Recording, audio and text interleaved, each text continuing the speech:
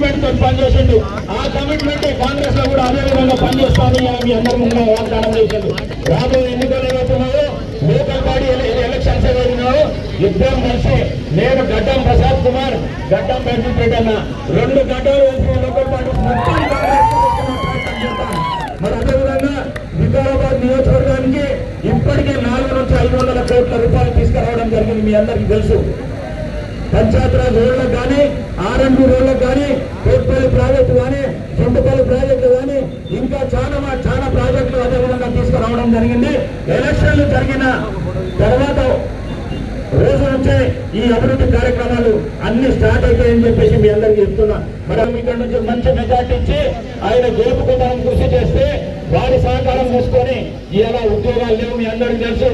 10 సంవత్సరాల నుంచి కేసీఆర్ నానబెట్టిన ఉద్యోగాల కోసం ఆ ఉద్యోగాలు ఇవాళ రేవంత్ రెడ్డి గారి నాయకత్వంలో ఒక ఏడాది లోపల 2 లక్షల ప్రభుత్వ ఉద్యోగాలు ఇస్తారని చెప్పిండు. కానీ ప్రైవేట్ ఉద్యోగాలు కూడా కావాలి. లక్షల మంది ఉద్యోగాలు లేకుంటారు. అందుకే రంజిత్ రెడ్డి గారిని మనం ఇక్కడి నుంచి భారీ మెజార్టీతో ఎంపీగా ఆయనకు మెజార్టీ ఇస్తే ఆయన ఇక్కడ నుంచి గెలిచి తప్పకుండా రాబోయే రోజులు కాంగ్రెస్ పార్టీ అధికారంలో రానికి అవకాశాలు ఎక్కువ ఉన్నాయని అన్న యాదవ్ రెడ్డి అన్న మాట్లాడి చెప్పిండు.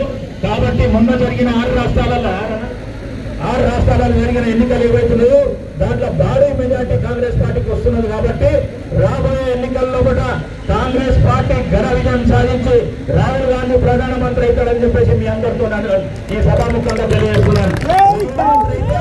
మనం గెలిపించే క్యాండిడేట్ ఏమవుతాడు?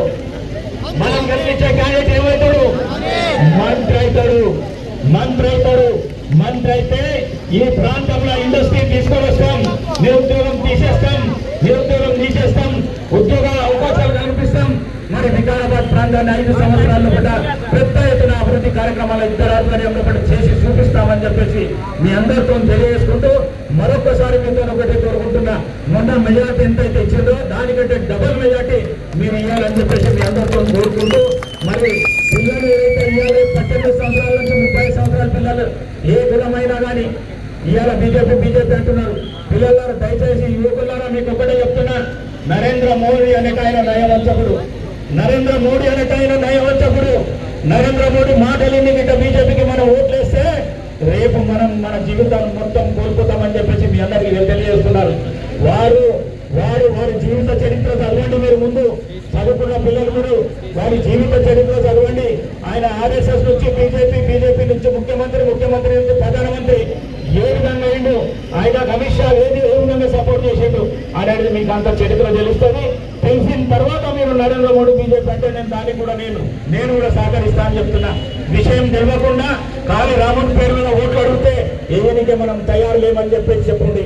తప్పకుండా వాళ్లకు ఊర్లలో కానీ మండలంలో కానీ లేకుంటే ఎక్కడ కూడా వాళ్ళకు క్యాడర్ లేదు, లీడర్